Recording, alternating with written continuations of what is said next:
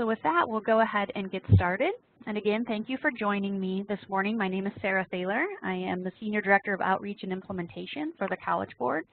And today we're going to talk about accommodations and supports, specifically for the SAT with Essay, the PSAT 10, and the PSAT 8-9 administration. And if you just are joining, I will email you this presentation, as well as a link to the recording when we're done. So today our goal is really to provide the latest information that we know about the SAT with Essay and the PSAT related assessments based on our current planning with MDE. We will continue to finalize these implementation details, and as more information becomes available, make sure that you check out our website at collegeboard.org/Michigan and the Spotlight newsletters for the most up-to-date information. Today we're going to provide an overview of the SAT with Essay, the PSAT 10 for 10th grade, and PSAT 8-9 for 9th grade administrations. We'll talk about information on how to apply for accommodations, the types of accommodations that you can apply for, and information on how to maintain your dashboard in SSD Online. And you may want to keep an eye out for the new and the updates icons, as those things are kind of changed or new that we want to call out to you for this year.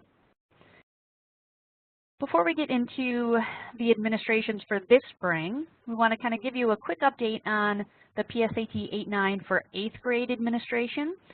Keep in mind that this is coming in 2018-19, so you will not be giving the 8th grade administration this year for PSAT, but next spring you will be. So the PSAT 8-9 will be administered to 8th graders in spring of 2019 for accountability.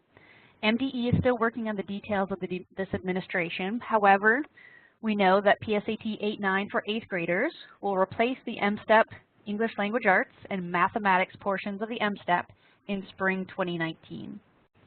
Things that will likely be the same for 8th grade. So students will still be pre-ID'd in the Secure site, which will create orders for standard test materials. But things that may be different or will be different for PSAT 8th grade in spring of 2019 is that students will use the College Board provided accommodations and supports, which differ from the universal tools and designated supports that are currently available on the MSTEP. Schools must request accommodations through SSD Online for students in 8th grade, and students will take a paper pencil administration. So currently this is all we know about the PSAT 8-9 for 8th grade. Again, it's coming in spring of 2019, but keep an eye out in the Spotlight newsletter for more information about this 8th grade administration.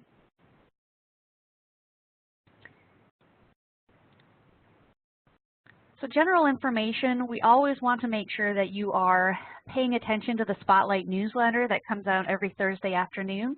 This is the newsletter that's provided by the Michigan Department of Education. We've provided the website at michigan.gov/MDE-spotlight. This is where you can go to sign up to receive those Spotlight newsletters that get emailed to you every Thursday, or you can access an archive of all past editions of Spotlight. But it's really important to read this. This is where we communicate with you on a weekly basis of things that you should be looking out for the SAT and PSAT administrations for this spring. So for this spring test administration, the SAT with Essay will be one part of the Michigan Merit Exam, which is required for 11th graders. Students testing in a standard room will be required to test on a single day. The primary test day this spring is April 10th, 2018, and the makeup test day is April 24th, 2018.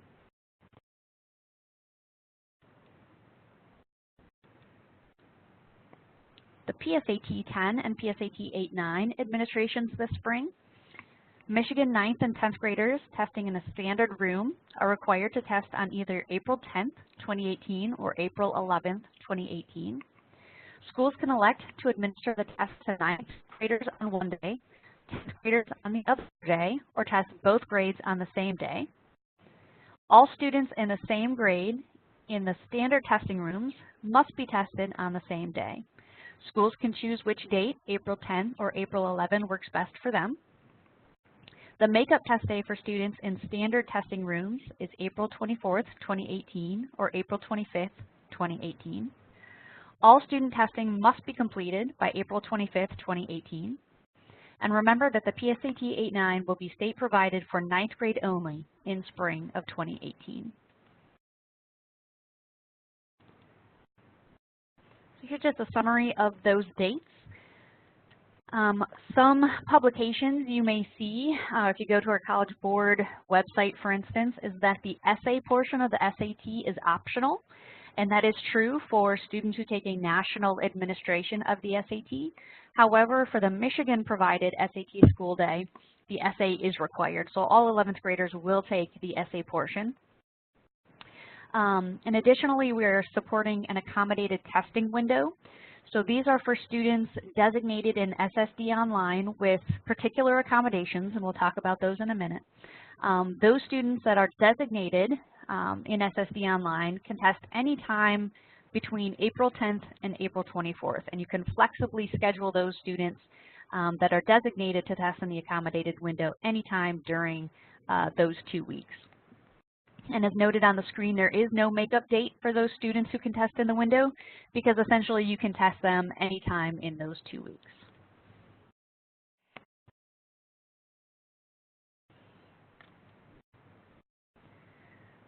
We're going to talk about some implementation activities now. So there are some general implementation activities needed to administer the SAT and PSAT.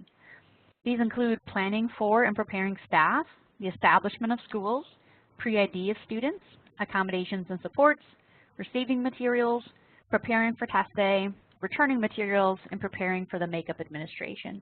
Obviously today we're going to focus mostly on the accommodations and supports. Yesterday we had another overview webinar that kind of talked about the other things in more detail, but today we're really going to focus on accommodations and supports. We are having new implementation handbooks this year. They will be available by December 1st, so a couple weeks from now you'll be able to access those. There'll be one for supervisors and one for SSD coordinators. They kind of cover all of that information listed on your screen in blue, whereas your testing manuals are really going to go into the detail of the things in orange that are on your screen. And you'll get access to those manuals in February. So keep an eye out for those implementation handbooks. Again, Spotlight will be your go-to place to know where to access those once they are available. But there'll be very detailed information for you, especially if you're a new supervisor or a new SSD coordinator.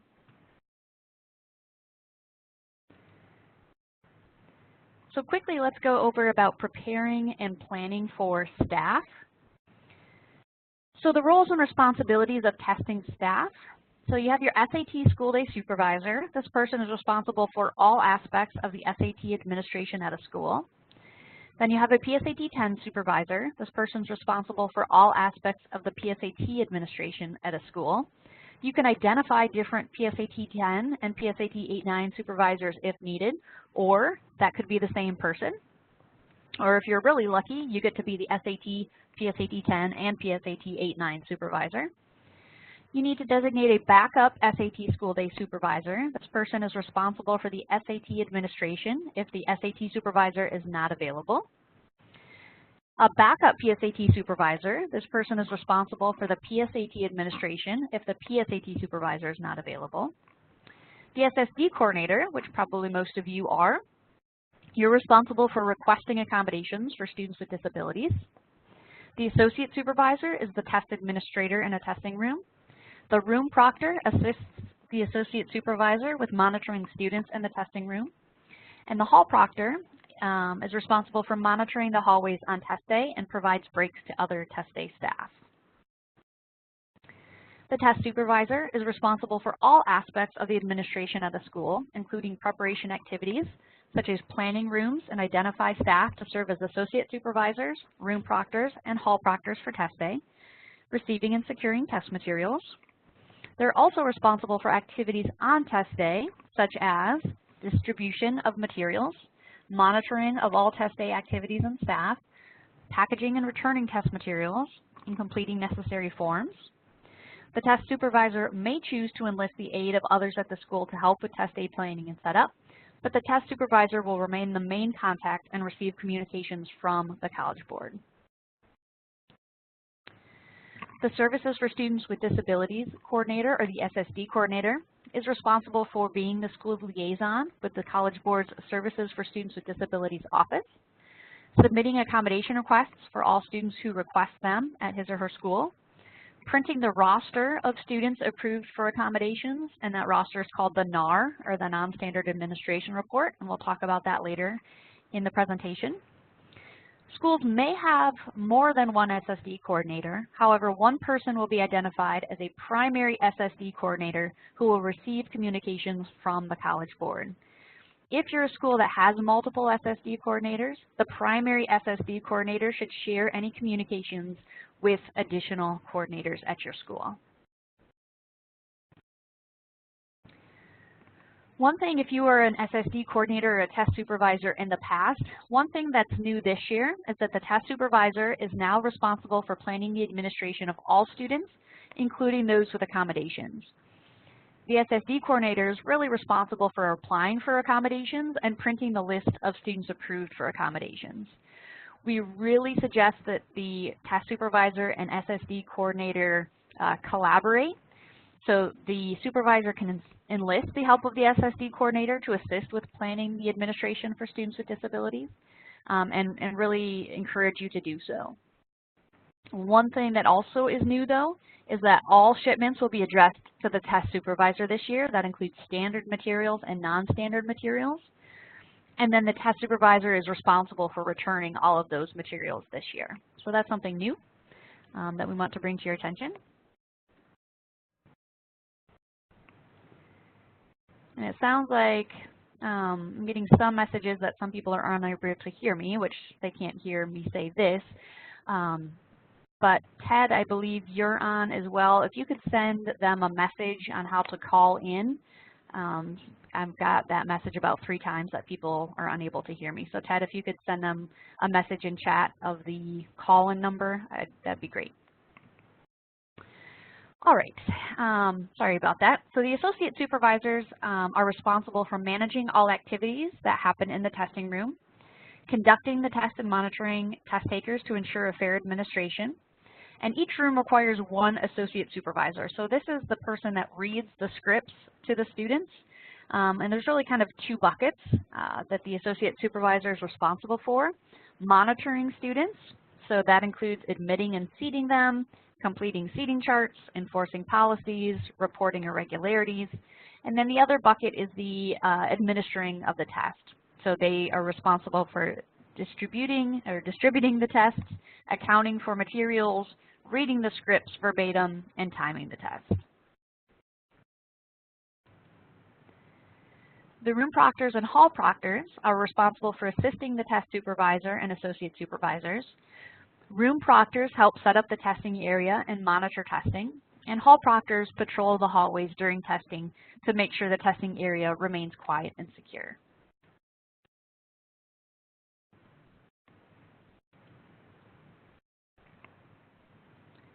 When you're thinking about staff that you're going to have assist on test day, staff with children cannot have access to any test materials for the same assessments the child is taking before, during, or after test day.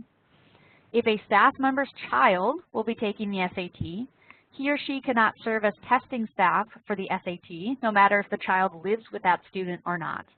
He or she may serve as testing staff for PSAT 10 or PSAT 8-9. Staff with students who reside in the same household cannot have access to any test materials for the same assessments the child is taking before, during, or after test day. So for example, if a staff member's niece will be taking the SAT and the niece does not live in the same house with the staff member, he or she can serve as testing staff for the SAT. So it's really looking at, does that staff member have a child, or does that staff have a student that resides in the same household? Keep in mind, it is possible for test day staff to serve multiple roles if you're in a small school.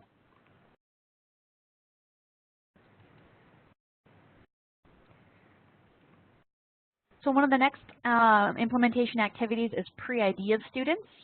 So supervisors will not place orders directly in the College Board test ordering system for the Michigan-provided SAT with Essay, PSAT 10 for 10th grade, or PSAT 8-9 for 9th grade in April. The College Board will determine your primary material order for the Michigan provided assessments based on the number of students pre-ID'd to test in the secure site, the number of students approved for accommodations via College Board's SSD online system, and if students are not pre-ID'd by February 13th, you may not receive enough test materials and labels for test day.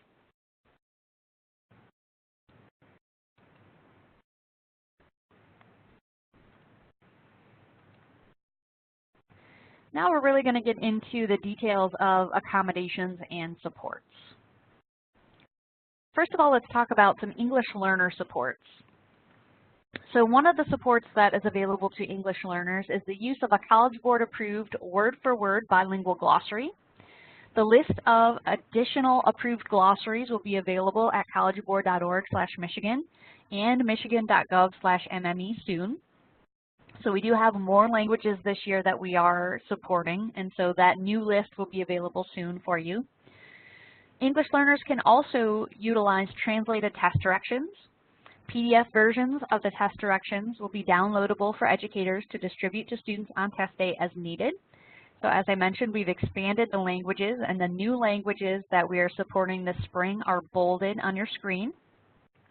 And we're still considering additional languages for the spring, and if we do end up adding languages to that list, then more information will be available in Spotlight about those languages that we have added to the list. The translated test directions will be available to print from the collegeboard.org/Michigan website in February. If you have other languages that need to be supported with the translated test directions, other languages can be supported what we call on the fly by approved translators. So essentially you can have an approved translator sit right next to the student and translate those directions orally to that student. For both of these supports, the use of a word-for-word glossary and translated test directions, scores will be college and scholarship reportable, and additionally no accommodation request is required for students to use an approved glossary or translated test directions.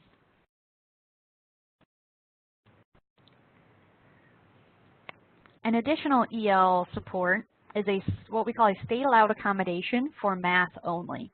So students that are identified as limited English proficient in the Michigan Student Data System and have been enrolled in U.S. schools for 12 months or less at the time of taking a state assessment may be eligible to receive a one-time exemption from having to take the English Language Arts portion of state assessments. In order for a student to be eligible for an exception from the ELA portion of a state assessment, the student needs to have taken the WIDA Access Placement Test or the WIDA Screener with their scores provided in the secure site, have taken the most recent administration of the summative WIDA Access for ELLs or WIDA Alternate Access if enrolled prior to the test administration window.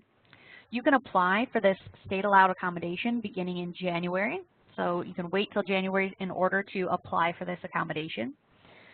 Keep in mind that a math-only version of the assessment will not be shipped. So you're not going to get an SAT booklet with just the math test, for instance. You're going to get the whole SAT test booklet. Students will use a LIME test booklet, only be administered the math section.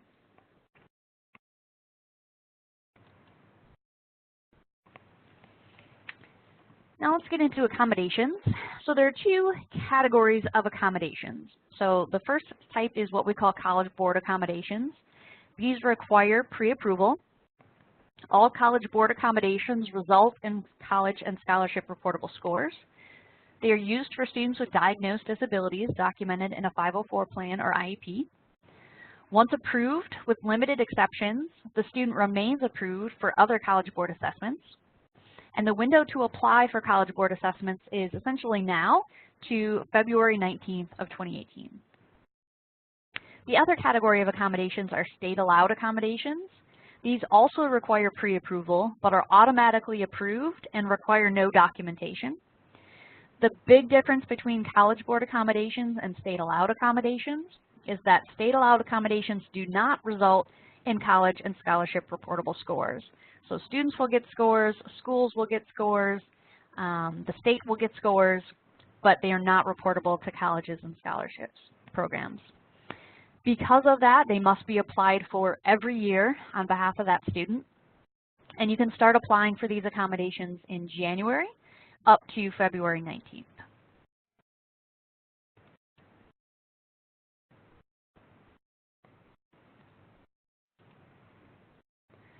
All accommodation requests will be submitted through our SSD online system. The entry of accommodations will go through one of two paths. Path 1 is what we call school verification. Most requests will be automatically approved through our school verification system. So the SSD coordinator provides information about the student disability and accommodation, as well as verifies that the student has a documented plan, an IEP or 504, and receives the accommodation in school for testing. The other pathway is what we call documentation review. This is where certain requests require documentation for further clarification. Also keep in mind that the documentation review does not mean that the student has been denied. It just means that we need additional information in order to provide that request. Requests for state-allowed accommodations, again, these are non-reportable, state use scores only, will be requested separately and, as I mentioned before, are automatically approved. The vast majority of students who are approved for and using testing accommodations at their school through a current IEP or 504 plan will have those same accommodations automatically approved for taking the SAT, PSAT 10, and PSAT 8-9. SSD coordinators receive an email when the status of a request has changed, so you know when that student has been approved or if documentation is needed. Most requests will be processed through school verification, allowing the SSD coordinator to provide the answers to the following questions when submitting most requests for students. So you'll answer, is the requested accommodation in the student's plan, and has the student used the accommodations for school testing?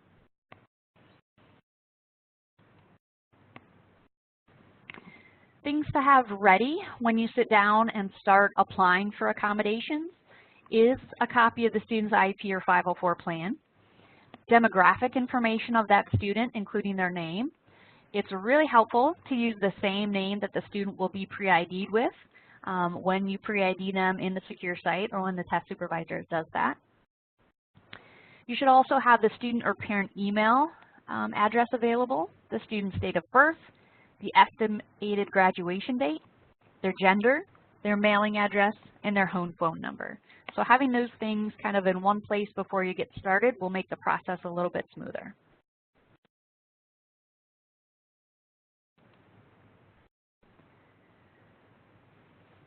So it's also really important to think about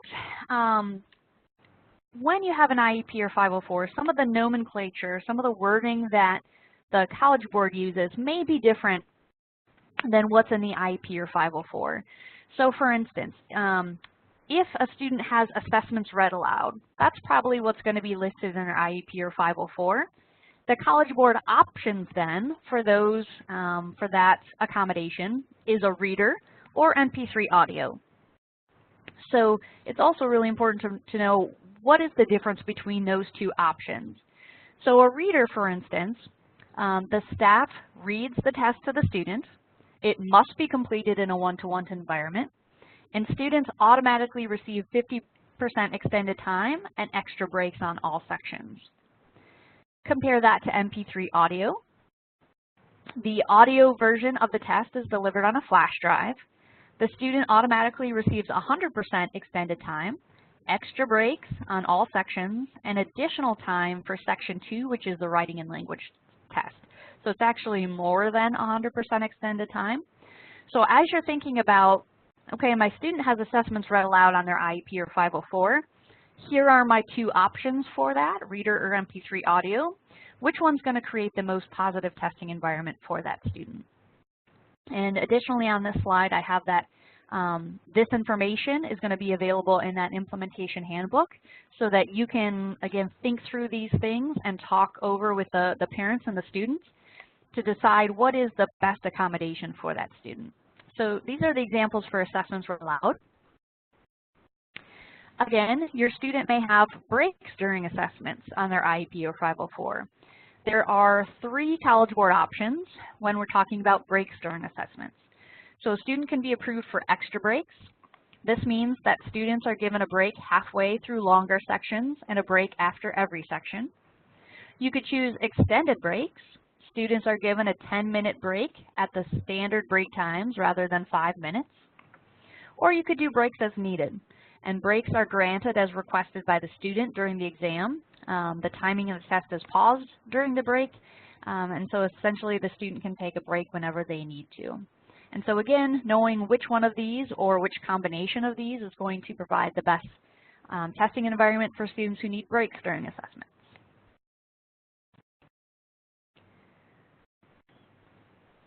So if you're a new SSD coordinator and you have never accessed our SSD online system to submit accommodation requests, if you're a new SSD coordinator, you're going to need to have access to a College Board professional account. So you would just go to collegeboard.org and sign up for a professional account. You need to complete the SSD coordinator form found on collegeboard.org/SSD. Once you send that form to us, you will get an access code, which is needed to link your SSD online account to your College Board professional account. And you only need that access code once to kind of marry those 2 accounts together. It could take 1 to 2 days to receive your access code once you submit that form to us. You may have multiple SSD coordinators at your school, but only one can be identified as the SSD coordinator in the EEM. So in the Educational Entity Master, where we get the contact information from each school, only one person can be identified as that primary coordinator that we're going to send communications to. And as I mentioned before, if you are that primary one, it's helpful if you can forward any communications to your other SSD coordinators as needed. So in order to gain access to SSD Online, schools will need an attending institution or an AI code. You can request access to SSD Online as soon as possible once you have that AI code. So this is a 6-digit number. If your school has provided any College Board assessments in the past, someone in your school should know that number. If you are a new school, you're going to have to wait until December until that number is assigned to you in order to get access to SSD Online. And that's what the last bullet kind of says. Accommodation requests may begin once you receive your access code and have established an SSD coordinator. The application process itself is an online process. You will use your dashboard. This is when you first log into SSD Online, what your dashboard looks like. This allows you to look at the status of students' requests or to print a list of students with approved accommodations. So this dashboard will be very helpful for helping you monitor where accommodation requests are in that path. So when you first go to apply for a new accommodation, you're going to go to SSD Online using your College Board professional account. So you'll log into your College Board professional account, and you should have a link to SSD Online once you've used your access code. The first thing that it's going to ask you to do is confirm parental consent. So we don't require you to have a signed document of parental consent. If you have one, that's great. If your district allows phone consent, if your district has parental consent already in the IEP or 504 or allows email consent, that's all right too. But essentially you need to confirm that you have parental consent to request accommodations on behalf of that parent's child. And so however you keep track of that is up to you. We're never going to ask you to send us anything. You just need to have that documented to kind of protect yourself if the situation arose. So you'll confirm parental consent. You'll need to enter basic student information. So this is where you'll enter their name, their email address, date of birth, expected graduation date, and so forth. The next step is to answer questions about the student's disability.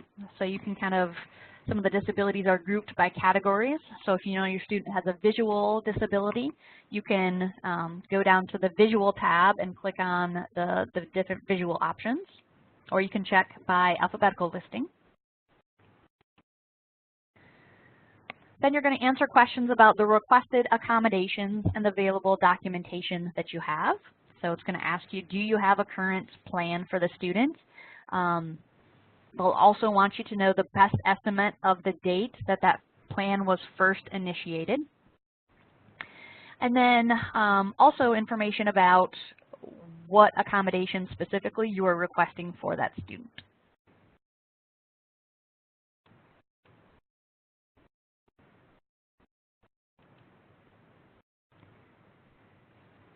Then you will confirm that the student is currently using those accommodations that you're requesting on school tests and as part of the IEP 504 or the formal plan that you may have at your school. Keep in mind that if you answer no to either of those questions, documentation is going to be required for that student.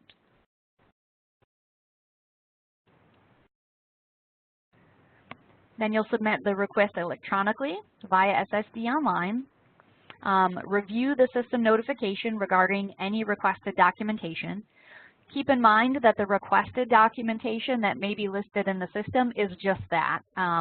It is requested, but it's not required. So these are the things that we recommend would be the best sources of information to approve those accommodations if you have to provide documentation. But note that these are not required documentations. We don't want anybody to go out and get additional tests for students. Use the information that you have, but just keep in mind we're going to provide recommendations for information that we would like to see, if needed again. So if necessary, if you have to go through that documentation route, you'll submit documentation. You can either upload this in SSD Online, fax it, or mail it when required. You'll receive email notification that the decision has been made, and then you can log back into SSD Online to view the decision letter for that student. Even if you go through school verification and it gets automatically approved, it won't be immediately approved. It may take about a day for you to get that email notification. So there are times when documentation will be asked for, when you have to go through that document review process. So documentation must be provided if, number one, the requested accommodation is not included in the student's plan or is not being used on school tests. If the student is requesting uncommon accommodations or certain accommodations, such as 100% extended time, so that's always going to go through document review. If you're requesting an accommodation that requires a one-to-one setting, so a reader or a scribe, for instance, but you don't have current documentation about the need for a reader or scribe, that will go through document review. If the student does not have a diagnosed disability, or if you list the disability as other, that will go through document review. If the student does not have a formal plan that meets College Board criteria. And again, note that the request for additional information, if it goes through documentation review, it does not mean that the accommodation cannot be approved. It simply means that more information is needed to make that approval. If you have students who are already in the system who have approvals, and they don't have any change to their IEP or 504, those students require no action. So labels will be shipped to these students based on their pre-ID in the secure site, and test materials will be shipped for these students based on their existing approved accommodations. We would like you to make sure that the student's expected graduation date is still accurate, however. So as long as that student has matriculated to the next grade, nothing has changed in their IEP or 504, no action is required. If for some reason that student has not matriculated to that next grade, we would like you to go in and change that graduation date for that student.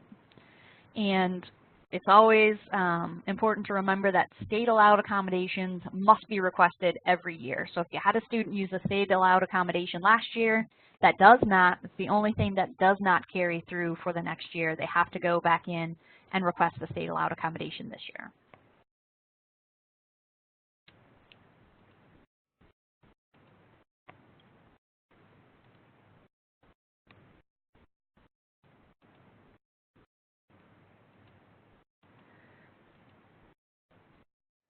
So if you need to make changes to previously submitted requests, so you have students that are in the system, but you need to change their request. So maybe they used 100% extended time last year, that was too much, and now you want to reduce that to 50% extended time. What you would do is log into SSD Online, and from your dashboard, locate the name of the student. Next to the student's name will be a drop-down that says Options. You'll click on that Options and then click Create Change Request. You'll get a cover sheet that looks like this. You'll need to print, kind of annotate, complete the form, and fax in the change request to our College Board Secure Electronic Document System, and then monitor SSD Online dashboard for those changes. Okay, so any change to previous accommodations, submit the change request, annotate what you need to change on this cover sheet, and send that in to us.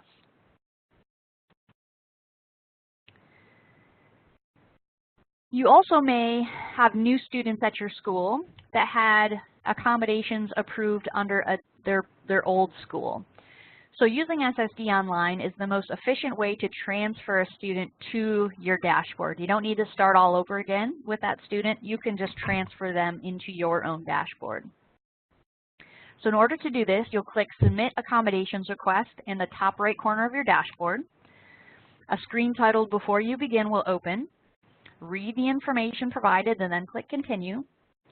And then on the Student Details page, you will respond yes to these two questions. Has a student eligibility form already been submitted for the student, and is this a transfer student? So based on that, you'll be able to transfer them into your dashboard. You will be asked for the student's name, date of birth, and SSD number. So when a student is approved for accommodations, they will be assigned a separate number in SSD Online that we call the SSD number. We're kind of telling everybody in Michigan a best practice is to, when a student is approved for an accommodation, print that eligibility letter out and put it in the student's CA60. So when they go from school to school, you'll be able to find that SSD number on the eligibility letter.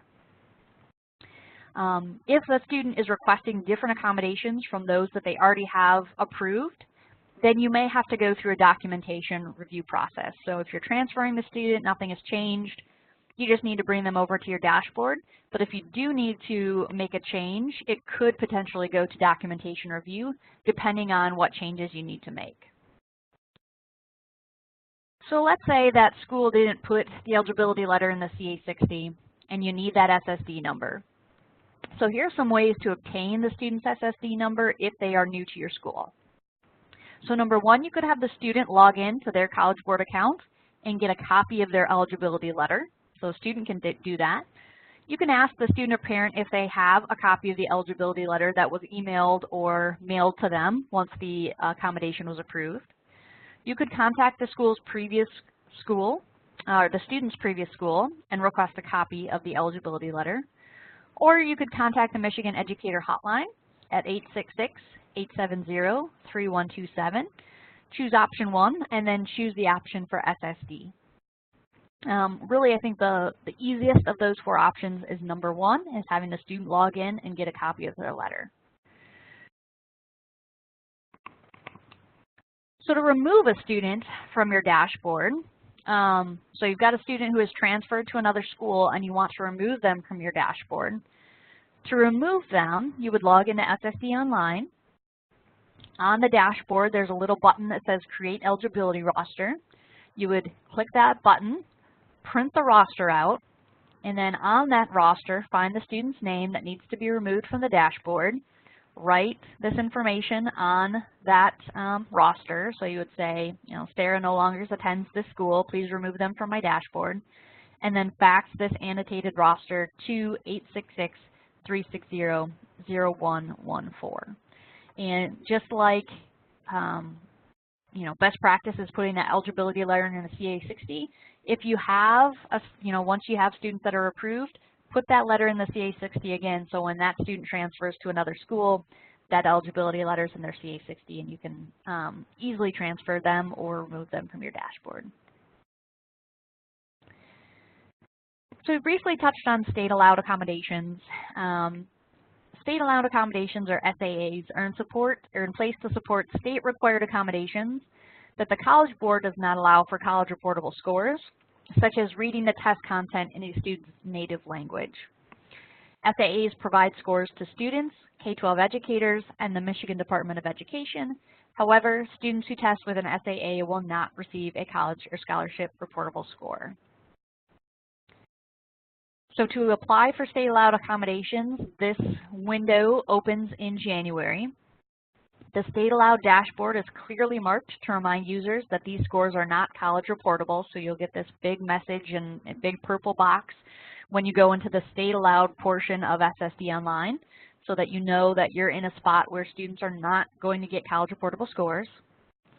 The process is very much the same. You'll enter basic student information, just like you did for other accommodations.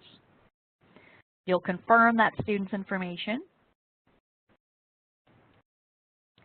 You'll select the accommodation being requested, and a list of accommodations will be specific to those approved by the Michigan Department of Education.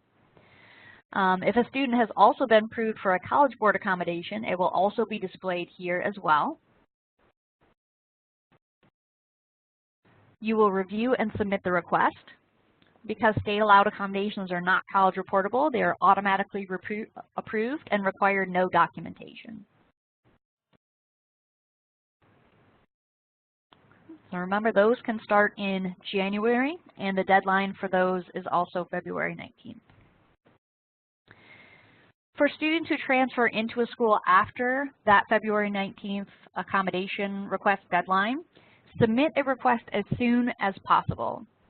College Board will review requests after the initial request deadline for the following scenarios. So we'll keep reviewing those if they are students who are newly enrolled at your school, if they are students who are newly classified at an eligible grade level, or students who have a newly identified disability. And the late accommodations deadlines to support those three scenarios will be published later this fall.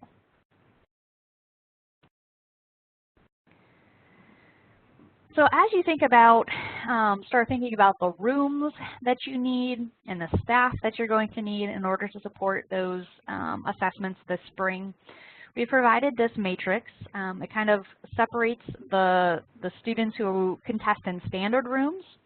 So for instance, the students using 14-point large print, large block answer sheets, written copies of oral instructions, permission for food and medication. All of those accommodations can still test in a standard room with standard timing with standard students. Then you've got the non-standard rooms. These are separated into the students that have to test on the primary day. So that would include the students with extended breaks, extra breaks, 4-function calculator, permission to test blood sugar. Those students are still going to test on the primary test day. The other group in the non-standard rooms are those that can test in the window. So it's that kind of fourth column over, the 20-point large print, MP3 audio, Braille, 50% extended time. Any of those accommodations are students that could be tested in the accommodated window, which is April 10th to 24th. And then if you have any students who are using state-allowed accommodations, ASL interpreter is one, reading the test content in a native language is another one. There's really, those students have to test in their own room if they're using state-allowed accommodations. We've also added a row this year for English learner supports.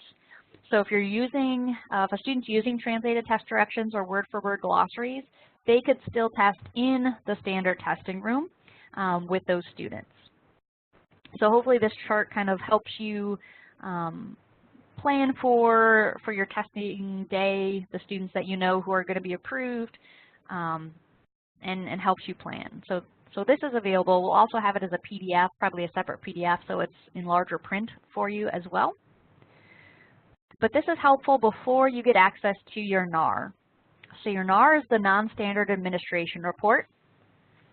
This year, the NAR for SAT has been updated. So it has been updated this year to list all students approved for accommodations, not just those that can test in the window. So it will list every student who has been approved for accommodations at your school. It will be grouped by students that must test on the primary day and those that can test in the accommodated window. So on the screen, I've got a section 2, students who can test in the window. Section 1, which I don't have a screenshot of, is students who have to test on the primary day. So the NAR this year for SAT will break apart those that have to test on that primary day and those that can be tested in the window. We've also made enhancements to the NAR this year to include what color test booklet that student will use and the script name that student will, or the associate supervisor will use for that student. So I think you'll find the NAR to be very helpful. The NAR will be available approximately 3 to 4 weeks before test day. So before that, that's where you can use these, the matrix that I just showed you to kind of think about planning. We've also provided you with a matrix for PSAT 8-9 and PSAT 10. It's a little bit different in that any student listed on the NAR for PSAT can test anytime in the window. So it's not broken down by certain accommodations. Essentially, if you have an accommodation for PSAT 8-9 or 10, you can test anytime in the window. And also, if any of your PSAT students are using English learner supports, they can test in a standard room on the primary test day. The PSAT 8-9 test book colors are all dark red this year, except for those using state allowed accommodations, which are always lime. And then all PSAT 10 test book colors this year are orange, again, except for those using state allowed accommodations, which are lime. So again, hopefully that will help you kind of make your plan before you get access to your PSAT NAR. Your students who will test without accommodations and those that will test with accommodations, we do have practice resources available for those students. So we have our partnership with Khan Academy that provides free personalized SAT practice, along with 8 free full-length practice tests, which can be found at satpractice.org. We also have 8 free full-length practice tests for students using assistive technology, which is available at the website listed on your screen. We have 2 full free full-length practice tests for MP3 audio, which can be found at the link on your screen. For those of your students who may be thinking about using MP3 audio, we really highly suggest that you have them practice with that first to see if they like it, if they're comfortable with that, or if a reader is a better option for them. So utilize those practice tests so that the students know what to expect before test day. We also have practice tests for Braille and large print, which can be requested by contacting the SSD customer service at 212-713-8333 or email ssd@info.collegeboard.org. I think this slide got messed up in the rotation, but the NAR, the Non-Standard Administration Report for PSAT, has not been changed since last year. So the NAR for PSAT is the same. It lists all students approved for accommodations. And remember, essentially, if you're listed on the NAR for PSAT, you can be scheduled anytime during that accommodated testing window from April 10th to April 24th. And the last couple things, preparing for test day. So supervisors should work with the principal, the SSD coordinator, and other staff to think about the number of staff that you need. Again, if you're using, readers, those are 1-to-1, so how many 1-to-1 students might you have?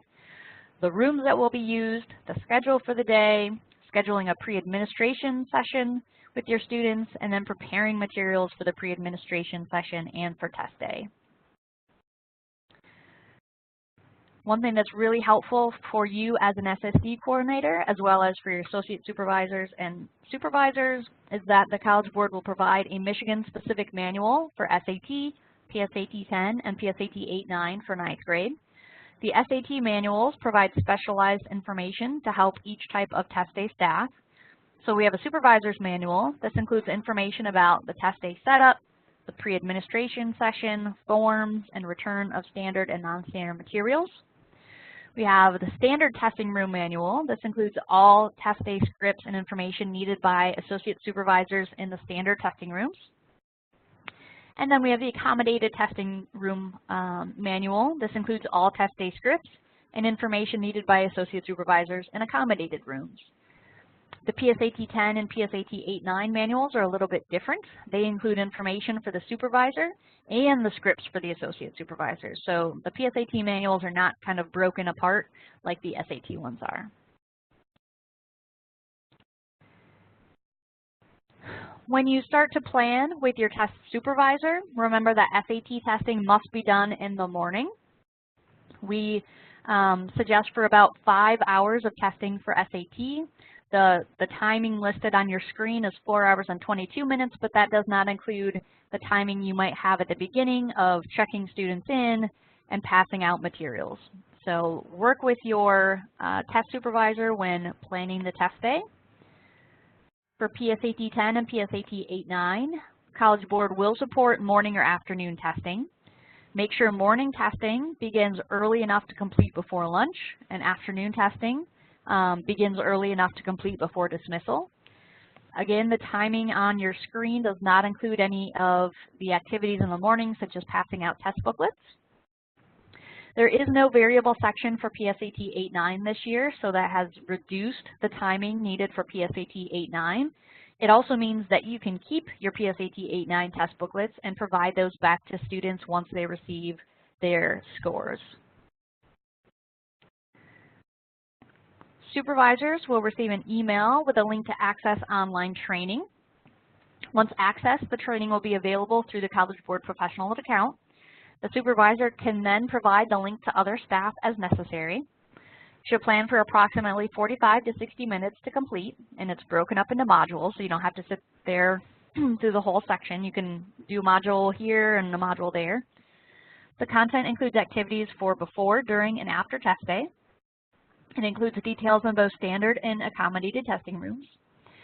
The training is mandatory for all new SAT test supervisors or anyone who did not complete it last year. Keep in mind that the SSD coordinator training that's available in that email link is the same as the SAT test supervisor training. So if you happen to be the SAT test supervisor and the SSD coordinator, you only need to do the SAT test supervisor because the SSD coordinator training is exactly the same. The content presented to the associate supervisors, though, will focus on their role in administering the test on test day. One new thing that we're offering this year is a proctor training. So this will be available, probably be a recorded webinar, a short one, maybe 10 to 15 minutes that you could share that link with any room proctors or hall proctors that you need to train. So that will come about the same time in February as you get access to that training. Test day training for PSAT test supervisors is also available. This is optional but recommended. The online attendance roster, the ETS roster that you had to use last year, is being eliminated. Supervisors will locally create rosters to use, and more information about creating rosters will be in the supervisor manual. The non-standard administration report, or the NAR, that you as the SSD supervisor is responsible for printing is essentially the roster of all students with accommodations. And then I'm going to quickly go through the preparing for makeup administration. Since we're running out of time, I know we've got some questions. So students not testing in the accommodated window who missed the primary test date will test on April 24th. Remember, if you have students testing in the accommodated window, they can test anytime in that window. You need to, if you have students testing in that primary test day, send us all those SAT test booklets back, and we will send you new test booklets for April 24th. Otherwise, again, if they're testing in the window, you can just keep those materials secure and use them. For PSAT 10 and PSAT 8-9, students who miss the primary test day will test either on the 24th or the 25th. You will not send us back those booklets. You will keep those in your building, securely stored until those test dates. We're not sending you new PSAT 10 booklets or PSAT 8-9. And again, for students who can test in the window, you can flexibly schedule those anytime in the window. There's no specific makeup. All right, and then final information is just here are the resources. If you have additional questions, we would suggest going to the College Board website, the MME website, Keep an eye out for MME Day, which is scheduled for December 6th, and I've given you the information to access MME Day on the screen. The Michigan Support Line, the Michigan Field Team members, Spotlight, and then some information for MDE if you have questions about your site or accountability. So at that point, we'll see how many questions we can get towards the end. If I don't happen to get to your question, I would email them to one of the Michigan Field Team members, and they can assist you. But if you have questions, please use those in the chat box. One of the questions we have is, we have been reading news articles about SAT moving to extended time for EL students as a port. Is that still coming? Still a plan for future SAT testing? So extended time for EL students. We are currently this fall doing a research study to see what is the kind of effect and validity and reliability of students using extended time that are EL students. So based on the results of that study this fall, we'll have some information probably in January on whether we can support extended time for EL students this spring. So we're still kind of debating on whether that will be something we can support this spring or not. So it's still up for debate. So keep an eye out in Spotlight if we do end up supporting that EL extended time, but we won't really know anything until January or February of this year. Next question, should I leave my current seniors on my roster from last year? So yeah, you want to keep your current seniors in SSD Online, because if they do go to sign up for a national administration of the SAT, they can still use those same accommodations that they've been approved for. So yes, I would leave your current seniors on your roster. Is MP3 audio also one-to-one testing, or can all readers be in one room? If you're using a reader, so a human person reading the test to the student, that has to be in a one-to-one environment. But the MP3 audio does not have to be one-to-one. You could have a group of students using MP3 audio at a computer as long as they are wearing headphones. So if they're wearing headphones, they do not need to be in a one-to-one environment.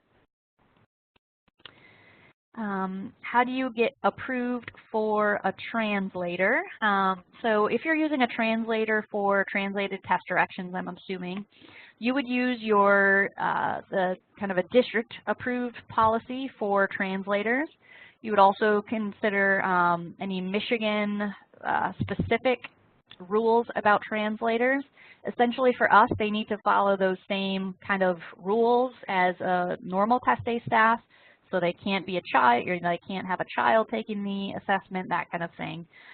So we don't have any specific rules for translator other than they have to be kind of your typical district approved translator that student may utilize.